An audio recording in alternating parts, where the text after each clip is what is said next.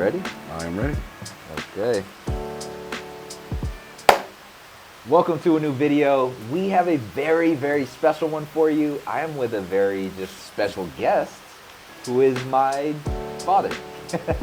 That's what they tell me. Dun, dun, dun. I love it. So we're gonna answer some Q&As I had to ask on my Instagram account. So if you're not following me on there, I don't know what you're doing, but that's where we ask them. And we're almost at 10,000 subscribers. So go ahead and hit that subscribe button right now before the video starts, because you're gonna wanna tune into a lot more content that we have in the future. And if you like this video and you're listening throughout, go ahead and hit that like. It helps the algorithm, helps our channel grow. So let's get into the first question. Are you ready? Let's go. The first one, what is one thing about your dad taught you about life you want to ensure you teach your child? So for those that don't know, I do have a son. His name is Owen. And I think the number one thing that my father has taught me is perseverance. So we have, I think, just a ton of stories that we'll get into. But yeah, I think perseverance, and this is actually going to go to my dad now. Can you tell me a story where you saw me persevere? Okay. This isn't for the weak-hearted, weak of heart, as they say. I think one of the first places I can remember, I will not tell you the football player's name. We were playing a team down south in Florida, South Miami. Taylor was probably in the 10th grade, I believe, and an ex-NFL football player was one of our coaches. Taylor was running the ball very well. He finished really great in Broward County for rushing, great running back. That's my opinion. I think he was a great running back. Broward County is in Florida. So actually we're in Florida right now. If you can't hear the rain, it's actually raining. But we're doing it outside of my dad's back patio here to give you that South Florida vibe, but yeah. All right, so I'll give you two quick stories, and they're both pretty good. So we're in the game, and the basic problem was Taylor went to a school where there just weren't a lot of athletes. I don't want to mention the schools, I don't want to embarrass anybody, but the fact is they were going to bring linemen and they were going to develop around Taylor, but it never happened. Taylor stayed loyal to them, but the fact is he pretty much separated his shoulder in the football game in the first half, and one of these NFL football players that I admire greatly, if he would ever hear this story, he'd know who it is, took me aside and he said, "Mr. Atwood, how do you feel about this?" He says, "I'm pretty sure I can tape Taylor's shoulder up, because he's all we got."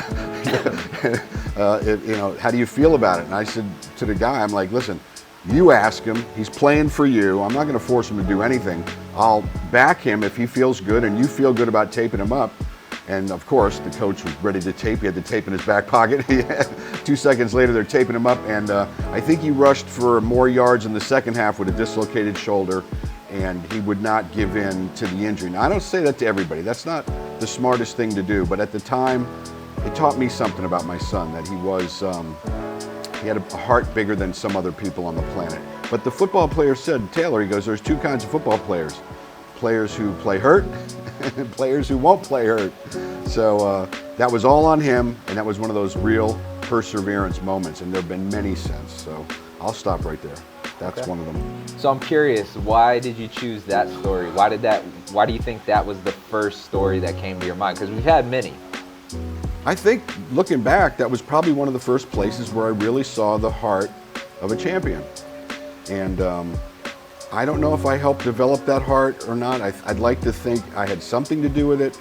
But guys, ladies, girls, and guys, you know this. Some people are just born different, and he's been very lucky that way. And I've been lucky that way as well, because I've got to watch him succeed in a lot of things. I've also watched him not have success, but keep going, okay? Because we've been to the Worlds twice and didn't make it. We kept going. There's vampires and werewolves and Transylvania story. That's a whole nother time. But no, Taylor, I don't know that Taylor lost. He didn't win. I have a very specific view of the world. We didn't lose. He just didn't win. And because of that, if you gain something from it, it's not a loss, it's then a gain. And we learned from that, and so did his coaches. I had a little talk with his coaches, and we all came to the same page, and that's another perseverance thing. But that's all, it's all born into somebody sometimes. You can bring it out of them, but you can't put it in them, so to speak, right? Yeah. That's it. No, I think you hit on a great point. So the reason why I asked was because, again, we have a lot of stories that we could literally talk for hours about, where not just perseverance, but just great stories in general. And I think, like, for me, I think the one story that stuck out the most, like, came first to mind that I thought he was going to talk about was the CFL story. Well, But I think to his point, when he saw it early on. You asked me first. Yeah, when he saw the perseverance part and piece of me, it came early in life. Like, I was in 10th grade. I was only, 14, 15 years old.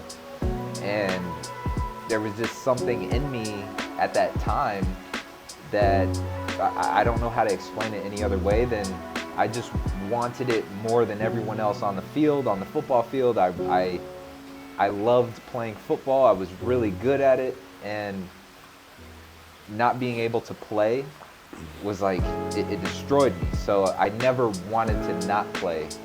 And when I injured myself, the coach told me, like, you have two options. You can either play with it or not play with it.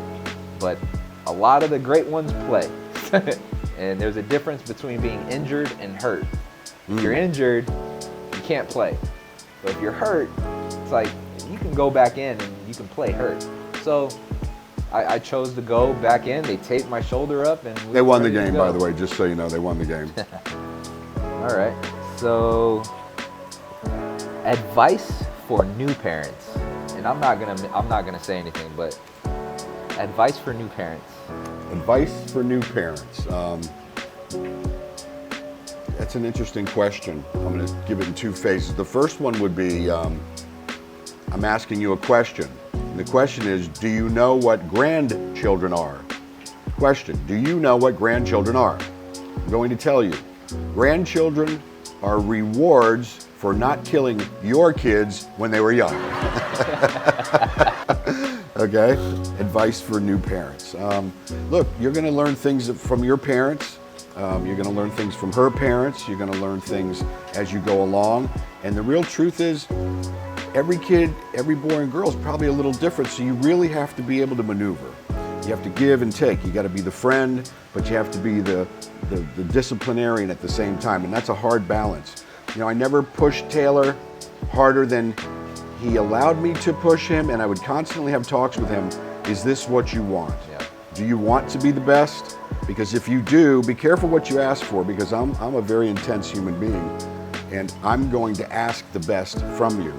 Now, we've like stories Taylor was saying. Did I push him too hard? I don't really know. I know I pushed him hard enough where he wouldn't be the man he is today. And I also did not live vicariously through my child. I see a lot of there's a lot of fathers I see at the football field, the optimist fathers that are living the dream that they never did. Yeah. I was not that guy. That's a good point. I pushed him as hard as he wanted to push himself. If he wanted to be the best, then I was going to do whatever it took, and I did whatever it took. I talked to every human on the planet. I sought out every football player I could, and if they ever see this video, thank you all you guys that helped us through the years, because they did. Each one of them had a different part in the journey. And I also allowed him to find himself. You know, that's so important. You can't be totally overbearing, but you have to be guiding. You have to guide them. You have to be a friend and a disciplinarian at the same time. Yeah. That's no, I think the living vicariously through that stuck with me, because I saw it with numerous kids on our football team, where these parents were just these overbearing. Now, look, my dad was very vocal. I would say overbearing. Yes, to say the least, vocal. Thank you. He was vocal when he didn't like the way certain situations were working out, but there were other kids' parents where they were just like the overbearing parents. So it was that's an interesting point. But okay. Next question. thoughts on tough love? What do you think about tough love? How do you feel about it? Oh man, What is tough love? That's the question itself. What is tough love? I consider tough love knowing that your child wants to do something, but you as an adult that have been through certain experiences are able to make a better decision for the child, knowing that you've gone through it, you've been through it, you know the outcome, so just make the decision for them so they don't have to go through it. And you make that tough love decision of saying yes or no. That's well put. That's a hard balance, tough love. You love a boy so much in your life and you give everything you can. And you watch and you study and you hear him say, yeah, I want to be the best, but sometimes the behaviors don't line up. Game night, a couple nights before the game, maybe you want to go out and party with all the kids and instead of maybe resting so that you'd have the best day you could have if you want to be the best. And I will tell you this, in Broward County, Florida, it's a pretty big, it's a plethora of talent. I mean, look across the NFL, look across the colleges. Florida itself, Dade County, Broward County are heavily recruited, especially at the running back position, believe it or not. And Taylor was a running back in high school. And I used to tease him about things. I'd say, you know what? Some other kid's out there training his ass off right now while you're sitting in here eating potato chips on the couch. And one day it's going to bite you in the ass. So don't be the guy on the couch, be the guy that's training. So the tough love for me was sometimes I had to really put my foot down about him wanting to go out with some guys or staying in to be ready for the game.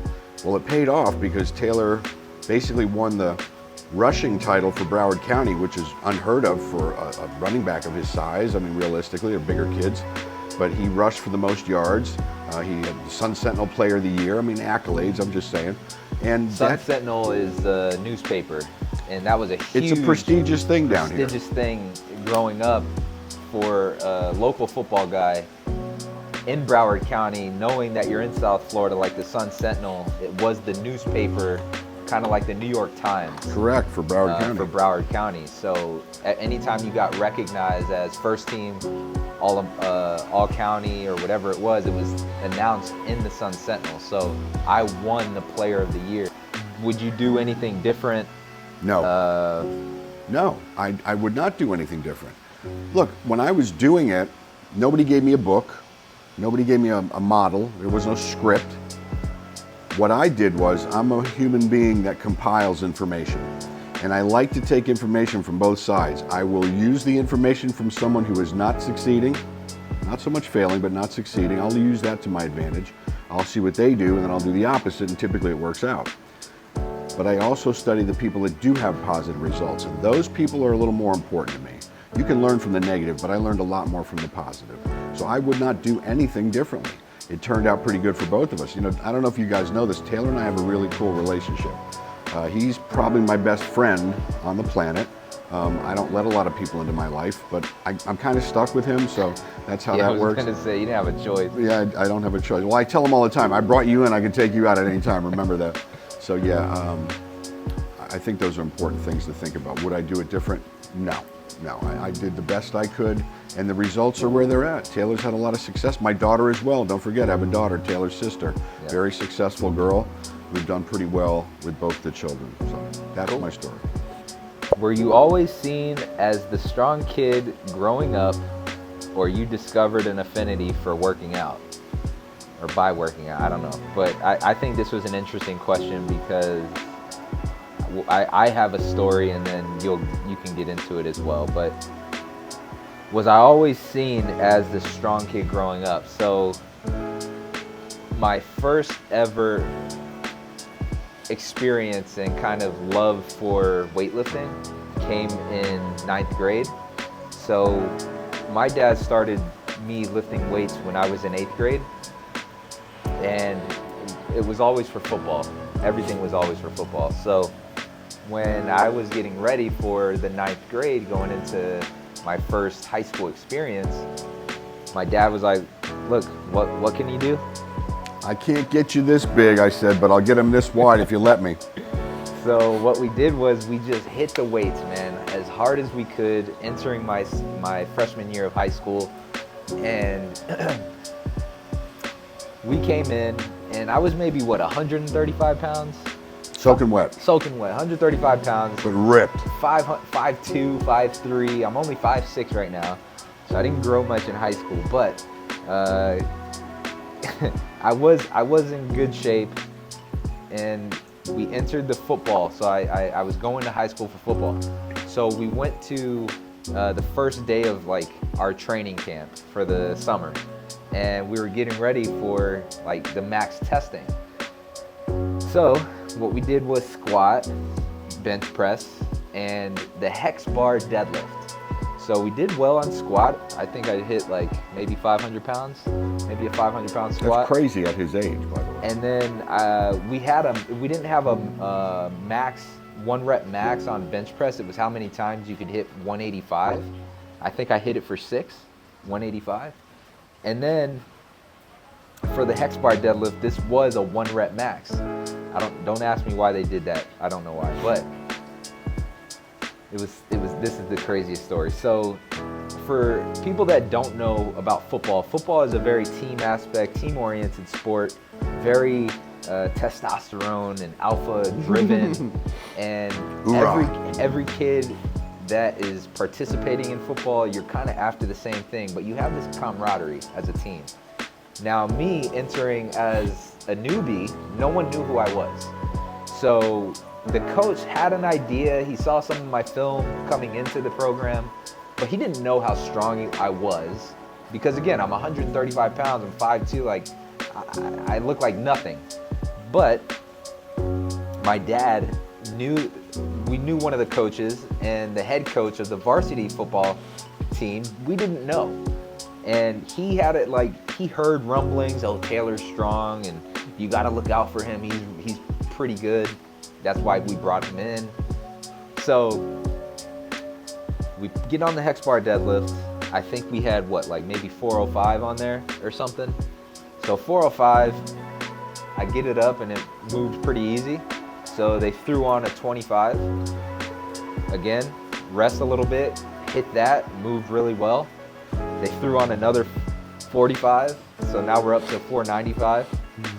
I moved that, and that moved really well. So people are just now looking at us like, because the whole room shut up. The whole room got real quiet all of a sudden. You only had 3 attempts to get your 1 rep max, and the coach was like, "You want to keep going?" Yeah. I looked at my dad, and we looked at each other, and we were like, "Let's go." That's what we do. So they were like, "All right, what do you want to do?" So I think we threw on another 25. So now we're up to 545, and that freaking moved pretty easy, right? Unbelievable. So now people are like, everyone is finished. This is the last lift of the day. Especially the linemen would come over to see. So we were in this room, and everyone now was finished with their max deadlifts. I was the last one deadlifting. And now everyone else that was doing their maxes came into this room. So now all eyes are on me. This new freshman, no one knows who I am, very unassuming. I'm this ant of a person. So 545 pounds moves really well. So now that's the heaviest deadlift of the day. So now they're like, what do you want to do? You want to go more? And we were like, let's go. Let's go. What do you want? I think we threw on 10s or something. And it's freaking heavy. Nobody else moved it. So yeah, so now we have like 565 pounds on the bar. And I had straps. My dad was like, get straps. Because I was like, I don't know if my hands are going to be able to handle this. And he's like, you're strong enough to do it, but let's get you some straps. And we asked my coach, we're like, can we use straps? He's like, hell yeah. Do whatever you got to do. We want to see this. So we have 565 pounds on the bar. Coach Manning is his name. And we strap up. Everyone is around me just like, oh, let's go. Yeah, let's go. Screaming for him. Screaming at me. Screaming in my That's face. a football moment right there. And man, like I get it, and I lift it up, dude. And I finally am just like grinding. And I stand up with this 565 pounds or something. And everyone in the room is absolutely going ballistic. The head coach, the football coach of varsity, is like screaming in my face, like, ah, yeah, Atwood, freaking out. And that was like my coming out party. The coming out party, but like really, there's moments I think in everyone's life where defining moments, and for me, that kind of set the tone for high school in general. Like, I don't think people realize how much confidence can be built off of like a moment. And for me, that was that moment, because again, I was coming in not even knowing what I was capable of. So I didn't really think much going into it of like, I have to prove myself and this and that, and how am I going to do it? Am I just going to show it on the field and this and that? But there have just been moments in my life that have really just been defining for setting the tone for something. And that was it for high school football. But that was like my moment where I knew that the weights were like my best friend, essentially. I don't know, do you have a story? I do. I want to tell a story. How many stories? You know, we laugh. We have traveled all over the world. We have been able to do the coolest stuff ever. World Championships. I've watched him when they raise the flag. I've cried at those moments. 8 times the United States Championship. My wife, Taylor's stepmom, basically, he calls her his mom. She's been there with us as well. She hasn't traveled all over the world, but of all the things I've seen, we laugh about it and we talk about this. I just hope that some of you young people and your dads or your moms get to sit in one moment that we've shared hundreds of. We laugh about it. But the coolest moment was Taylor played at a small college football up here in Florida, NIA.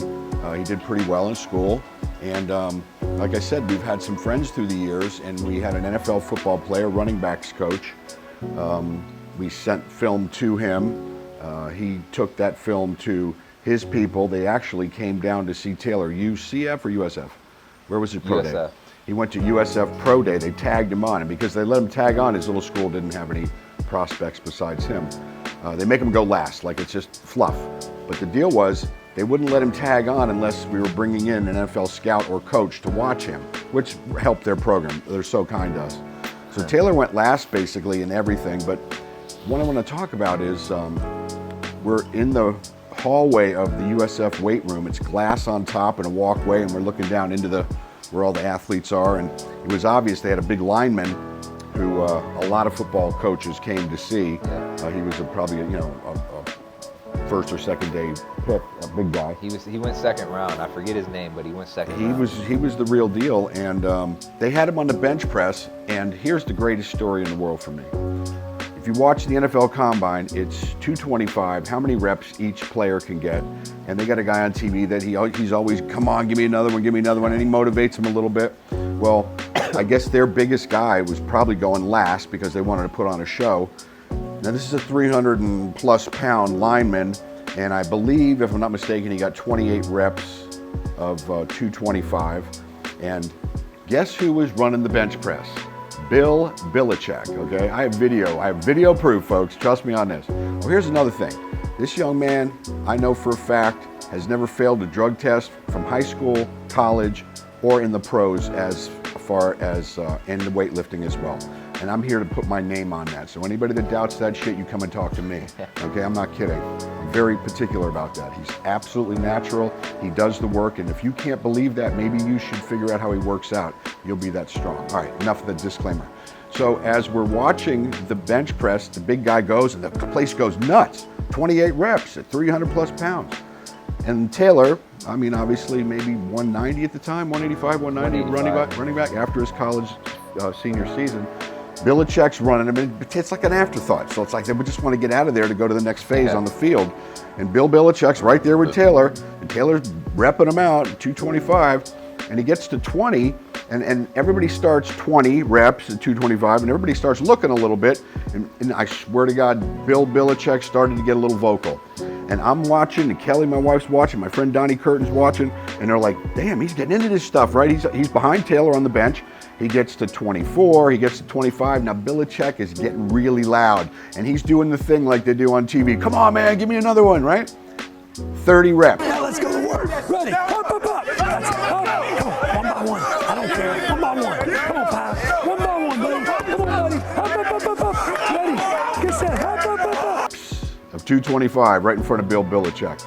And I know for a fact it pleased him because he talked to Taylor after, and he probably had some opportunities, but he went in a different direction. He went to go to Canada instead. But that 30 reps of 225 with Bill Belichick on the bench, who gets that shit in their life? That's one of those silly stories, but we've had a lot of them like that.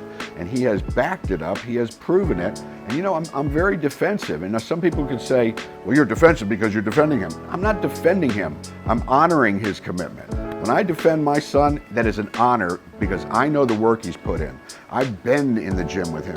Taylor and I worked out together. We worked out in my carport, we worked out at our gym. We have done this, folks. It's real. And Taylor Atwood is the real deal. Don't forget that. He's always got my back. You need to know. All right. Next question. How often do you guys have one-on-one time growing up? Or how often did you guys have one-on-one time growing up? Father-son dates. Wow, that's a good question. I don't know that we actually did or didn't. But well, our one-on-ones were in the car, driving to the events, prepping for the events. We'd sit and talk at home. We did spend a lot of time together. As far as go out for a date, it was basically our gym time, realistically. Yeah. He was literally my training partner. Yeah. And I will tell the story somewhere because this story is important to me about, I think you all guys have all heard about The Rock, right? The Rock, I think a football player or something, like wrestler, The Rock, right? I just did a challenge with The Rock. If you haven't seen it, So check it out. when Taylor was really young, I always had the question, I wasn't too sure, how much he should lift, what he should lift, where he should lift. And we're in my gym one day and I would keep him at, moderately. I mean, I always helped I took the weight off. I did more working out than he did, but it taught him how to get under heavy weight. And I walked out with Taylor one day, and who was standing at the counter? It was Rocky Johnson, which is Dwayne Johnson's father, and he was my childhood wrestling guy. I pulled for Rocky Johnson, and I stopped and I talked to him and I told him about Taylor, and he was so nice, and he took a liking to Taylor. And we stood there and asked him some questions, and I said, listen, I don't want to hurt my son in any way. I want him to be the best he could be. What do you suggest as far as how soon should he be lifting weights and what should he be doing? And he made a joke to me, and I will never forget it. I said, he goes, well, he goes, I think I started Dwayne at about 10 years old, and I probably had him lifting too heavy, because if I didn't have him lift that heavy, think of how big he might have been, right? LOL, right? So I learned from that, and I asked that man, and that's what I was talking about, the networking. A wrestler, The Rock's father, took an interest in Taylor, and he would always come over in the gym and talk to us and help us. That's it. So I think, do you care if I tell him about No, man, I don't give a shit about it. Tell him everything. I don't care. Okay, so my father has something called multiple sclerosis, and he's been disabled for how many years now? Disabled's a funny word. Less than abled is like I like to think about it. I've probably had it way over 20 plus years. So 20 plus years. Maybe 25. He hasn't been able to work, quote unquote. He's able to go about his daily life, but get very fatigued, so on and so forth. So what he was able to do was spend more time with me, given that he wasn't in a full-time job. So how often did we have one-on-one time? I mean, Always. I came to live with you when I was 12. So, I mean, we were attached at the hip almost. Right. A Hit lot. the gym every day. So I was very fortunate essentially to have him with me daily and him help guide me throughout my life. But also, can't forget my mother, Kelly. She has been a godsend. But we'll get more into that later. Hey, if you guys watch Taylor's weightlifting videos, Kelly is the one screaming on the top of her lungs in the background. That's my wife, just so you know. She's at every event. Did your parents encourage you to get into sports? That's a good question. I don't know that well, that's not true. When you were little, I don't know, 2, 3, I had choices. I could have put a lot of different things in your hand. I put a Nerf football in your hand, a little green Nerf kind of football, and you carried that football around everywhere and you used to throw it. And not only did you throw it, I would throw it to you and you could catch it differently than other kids your age would. So did I encourage at least that in sports? Yes, I think I did. As far as when sports came around, the real truth is his cousins are the ones that encouraged his sports. He played against older kids, which helped him be a better athlete. Me, I just helped Taylor's desire to be the best at any sport he played. He's had that naturally, by the way. So that's it. Yeah, I think, because there were some other questions about like what got me into sports in general. So I think he, like you just mentioned, encouraged it. I think what helped sustain it were my cousins and my environment that I grew up in. So he helped me and guided me in terms of starting out into any type of sport, which I'll probably do with Owen. But I think what kind of encouraged me to continue and sustain the love for sports in general were my cousins, because I was with them. They were all males. I was always the runt of the group, and they always beat me up. They always made me like I was the ball boy. Like I was always picked last. So I like had this chip on my shoulder that I always had to stay and keep up with them. So that kind of always, I think that instilled my competitiveness. Why I always wanted to show off for them, to make sure that I was getting validation from them, because I just admired what they were doing, and they were all very athletic. Every one of them played some type of sport: baseball, basketball, football, and they were all very good at it. So yeah, I think they sustained it for me. But my dad got me into at least something sports related. Someone asked, did you ever hit me as a child? I don't know that I ever hit you, but I grabbed you a few times. Yeah, we tussled. How's that? Yeah. I think there was a hole in my ex-house, in my previous house. There's a hole in the wall, and there's a big fist print in my aluminum shed siding. No. We never hit each other, but other objects have been hit. Right. Due to our frustration. We grabbed each other a few times, just to let each other know. So no, he never hit me, but other things have been hit. And I've never hit him, but other things have been hit. That's right. Did you apply your athletic mentality to other parts of your life, academics, personal, etc.? Me personally, or you personally? Personally? So I think why I'm gonna answer this and why I want you here is because I want to talk about mentality. Okay. Because I think that's a recurring question that I get a lot, and I think you have helped me with that mentality. At least gave me a framework, and then I put my own spin on it. But why don't you take us through kind of who you are from a mental standpoint, like your accolades growing up. You were, before you were disabled or not working anymore. Less than able. You had a very successful wallpaper business. You're very intense. On his gravestone. Not anytime soon now. This is a long time away. What he has always told me is he wants the phrase, he was intense. And I'll say that has been it from, my son's looking at us right now. But his intensity rubbed off on me because I'm a very intense person now. But it came and stems from him. So take us through kind of where that came from, what your mentality is. All right. So when I was younger, didn't have the greatest relationship with, I had a good relationship with my mom, but my father was just an interesting human being, to say the least. A lot of different things. Not the nicest person in the world. And I always had to overcome things. I had a little brother, my mom, and let's just say if my dad was getting angry with my mom or a little brother, I'd get in the way sometimes just to take some of the anger off of him, right? I was very protective that way. Now, I don't know where that came from, because my father wasn't like that, and my mother, I don't think she was like that. So some of the things, like Taylor said, they're born in you, and I was just a protector that way.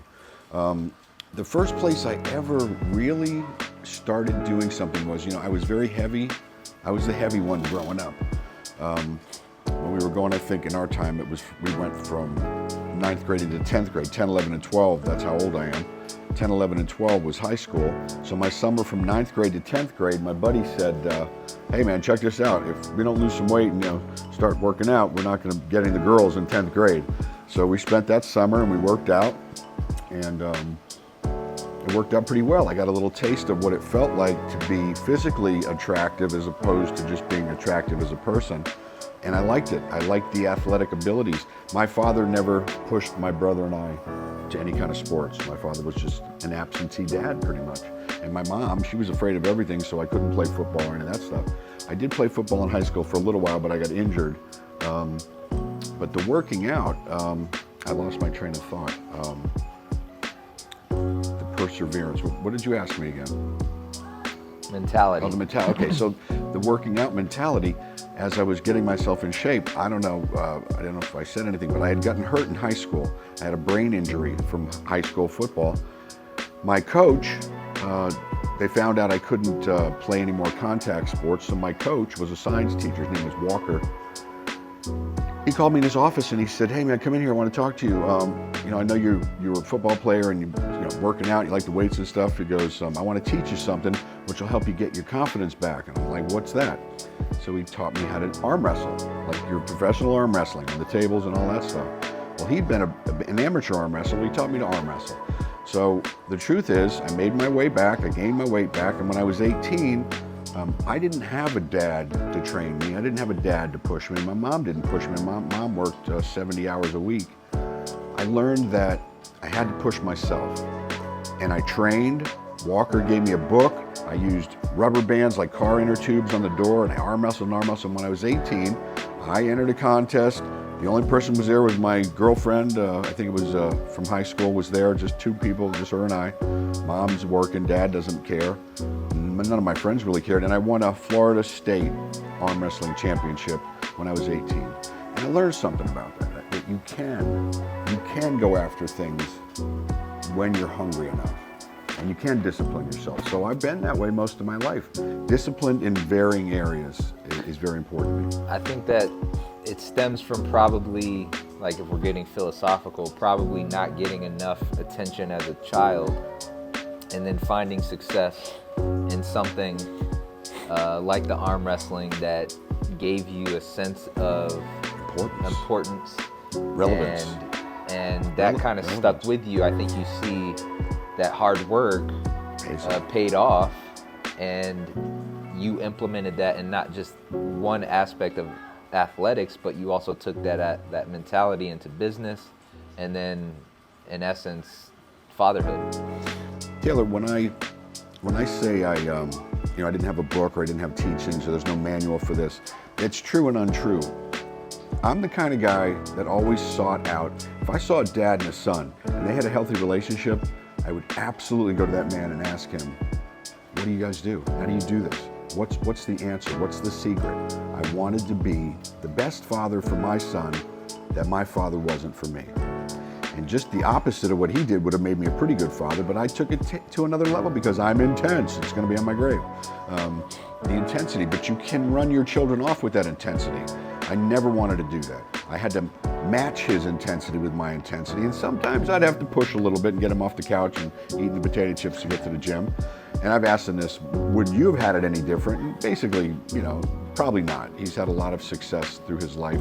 And trust me on this, guys, when he was successful in football in high school, I told him a long time ago, the success you're having now in the weight room and in high school will one day help you in business beyond belief. And we've had several talks about how he's used his football mentality, even questioned by CEOs and higher up people about how do you do this and your drive, and it comes right from his sports. But that's also who he is. I helped him facilitate it, but he's had those gifts himself. That's about it. Cool. Yeah, I think that answers the mentality part, because I get a lot of questions around that. And he helped me cultivate that and understand the importance of taking things seriously, sacrifice, perseverance, Commitment. But that all stems from him. So I wanted you guys to hear it from him and his perspective, because I just took it and, again, put my own spin on it, but he kind of helped me with a framework. So my mentality right now stems from that, but I put my Taylor Atwood spin on it. And it's a good spin. I'm very proud of him for that. He has become his own man, and I remember when it was happening. I had to let him become his own man. So we argued and we would fight about a few things, but he used everything we learned together and then took it to another level, and now his life and his son is going to be better than what he and I had, I hope. Yeah. So he's absolutely learned through the years. All right, and I think the final question, because we're coming up on like 45 minutes. Wow. Time flies when you're having fun. Yeah, it does. What is your favorite moment you and I have shared? That is an interesting question.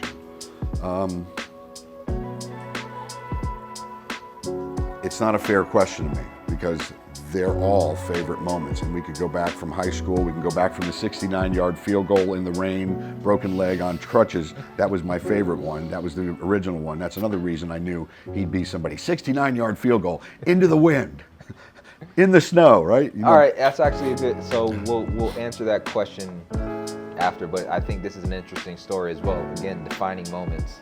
You want to tell the field goal story? No, go ahead. No, tell it. You want me to tell them about the 69-yard field goal kind of thing? Okay. So we're playing Optimist football. Now here's the deal. The coaching staff at the Optimist was a coaching staff that I think these guys probably were the best men on the planet. Yeah. I don't want to mention their names, but they know who they are. The 5 Ps. Coach Proper Nick. preparation prevents poor performances. 5 Ps. These guys, if Taylor's Optimist team at 135, if they gave up a first down, they'd get the riot act in the huddle, man. They went a whole season unscored on, and maybe they only gave up 2 first downs in the whole, that kind of stuff. No score. No one scored on them the whole year. So they also bred intense behavior in Taylor. I just backed it up.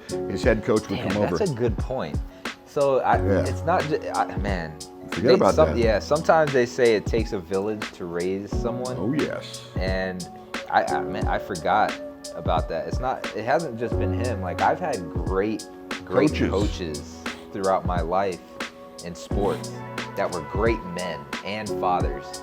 So they took a liking to us as kids. We were 10 years old, but we all were raised at the same level. There were different weight classes, but we all moved up the weight class at the same time.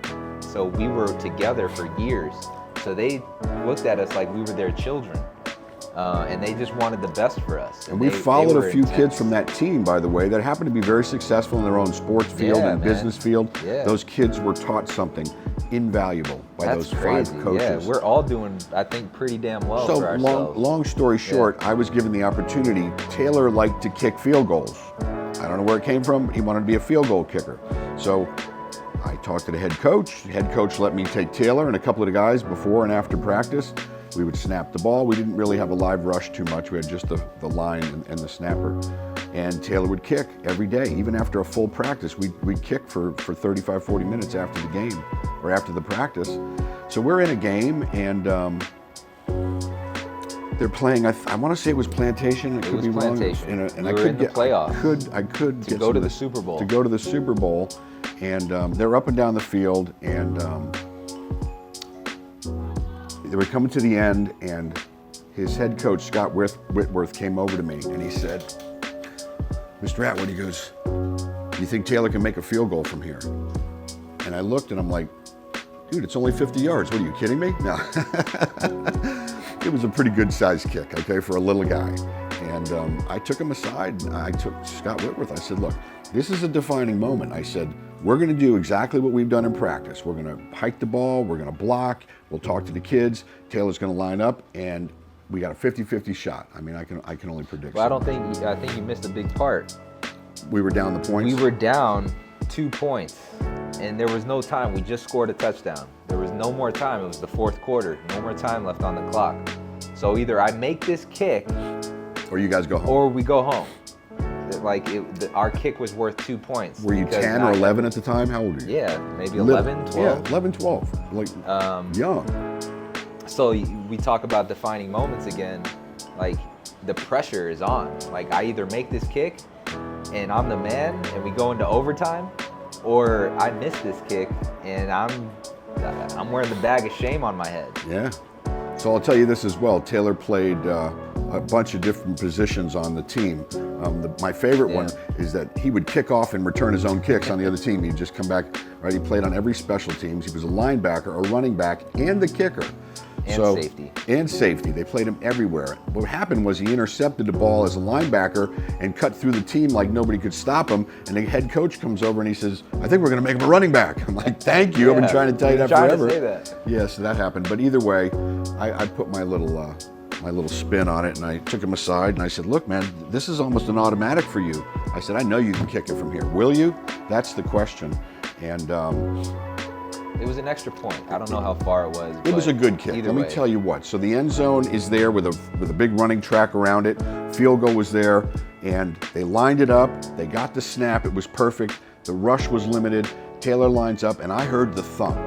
And you know when you hit the sweet spot on a ball, I heard the thump, and I watched that kick, man, and I watched that kick sail. It went so freaking high. It went over the fence, over the track.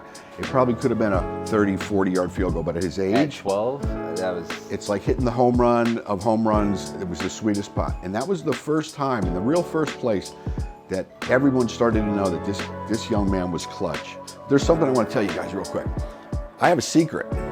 Not everybody knows about this, but I'm gonna tell you a little bit of a secret here, okay? So Taylor also won his high school weightlifting championship, and at his high school weightlifting championship, it came down to a couple lifts. He was about the 5th seed. Another kid was stronger. He actually missed his opening bench press. It was 2 lifts at that time. It was a bench press state championship, bench press, clean and jerk, right? Yeah. So I told Taylor, because this is another reason why I know Taylor's always natural. I told Taylor before we went to the weightlifting, I said, listen, I have a supplement for you. I said, and I'm gonna give it to you on weightlifting day, and if you take this supplement, you can't lose, right? He's like, what is it, man, what is it? I'm like, just relax, right? It just came to me, these ideas just come into me. P.S., what had happened was, the day of the weightlifting meet, I took a piece of Best Western stationery, and I drew a circle on it, and I wrote the word God in the middle of the circle. I get a little weepy, folks. Just trust me on this. I don't know why I did this. It just came to me. And I took it and I put it in a packet of Creamora. I took the creamer out and I took him to breakfast and I gave him the thing and he opened it up. He said, am I going to take the supplement? Is it legal? I'm like, yes, it's legal. And he pulled the little thing out of the Creamora packet, and I don't know if you guys are going to be able to see this or not. Well, we can put it up. This is the original from high school senior year with the circle with God on Best Western. I've laminated it. And here's the story. Here's the trick. We're not very religious men. We're spiritual, but we do believe in God. And I told him, I said, listen, this is what you're going to do with this supplement. You're going to fold it up and you're going to put it in your sock. I said, because of all those kids across the whole state lifted in that auditorium today, I'm going to bet you $1 million you're the only guy with God in his sock, right? And he looked at me and looked crazy whenever he put it in his sock. So we go to the meet and misses his bench. He's coming into the last lift, 3 snatch, clean and jerks. He's got to literally pick something up that he's never lifted. It was quite substantial over what we had trained in the gym. It wasn't his best lift. Either way, the kid is going last. Taylor gets up. He missed the first 2. It's a 3-lift total. You guys know how weightlifting goes. On his 3rd attempt, he had come over to me, and he was a little weepy. He was like, Dad, I think I'm letting you down. I trained so hard for this. And I just looked at him, man, and I said, buddy, I go, you got a final attempt here, whether you've ever made it or not, I don't care. I said, remember, you have God in your sock. Now go out there and lift that weight. And I wish I had it on video because I would show it to the world. He went out there and he had missed the 2 attempts. He wasn't even close with the 2 attempts. The third one was the most he had ever lifted ever. It went up over his head. He snatched it like it was nothing, and then he cleaned it. But when he cleaned it, cleaned it and then clean and jerk. But when he put it up over his head, he just stood there like defiant, and there was this white light about him. I swear to God, his head coach's football coach was there coaching him. He's crying, I'm crying, right? And he won the state championship. But that right there, buddy, let me tell you people, this God pill, if you will, this has been to every single weightlifting match that I've been a part of with Taylor Atwood. It is my job. I am the keeper of the God pill. I fly wherever he's going. He will have it in his sock, and if anybody ever wants to ask him, maybe he'll show you, maybe he won't. But as far as I know, this has been at every championship he's ever been. It's been to Russia, it's been to Sweden, it's been to Canada. We've been all over the world with this thing. South Texas Africa. And South Africa. This is a well-traveled, so don't forget, you can put God in your sock. That's it. He stole the story right out of my mouth. That was my favorite story. Yeah. As well. I had to do that. That was the one that I think, like, to his point, it was the most amount of weight I had ever clean and jerks or ever attempted. I think it was like 275 pounds. It was a lot. But the way that it was set up was like I was supposed to do well on the bench press, and I didn't. Make it up. So I had to make it up on the lift that I wasn't strong in, which was clean and jerk. You didn't even get your opener. And it was just like, yeah, it was crazy. It was crazy. I didn't get my opener, didn't get my second attempt, and then I had to go the third attempt to beat the guy by 5 pounds. And I did. It just moved over my head, and like, again, to his point, we're not like very, very religious guys, but I believe in a higher power. And there's just been so many instances in my life, in our life, that have, like, you just can't explain other than, like, we just have this aura and power working for us as a family. Can I say something real quick? So I want to say this for people who are religious or non-religious. I cannot tell you that God of the heavens that I believe in and the God pill had really anything to do with him making the lift. What really mattered was his faith that God could, if he wanted to, is the key, okay? It's a mindset, it's a belief in something. I can't tell you, I'd have to be God to tell you if God did that. I can believe anything I want, but it's the fact that he believed, and that's why he made that lift, and I believe that's why he's won so many times in powerlifting, and I'll stick to that. All right, well, I think that's gonna end this video, this I love Q&A. you, man. I love you too, man. Thank you for Do I have to get the sharing angle? that. Am I getting the right angle? I want to be a little bigger than you. Yeah. Well, I hope you guys enjoyed. If you did, please leave a like. It helps the algorithm, helps the channel grow. If you're new and you like what you saw, we have content coming out every Tuesday and every Saturday. So stay tuned for the next one, and I hope you enjoyed, but we'll see you next time. Let's go.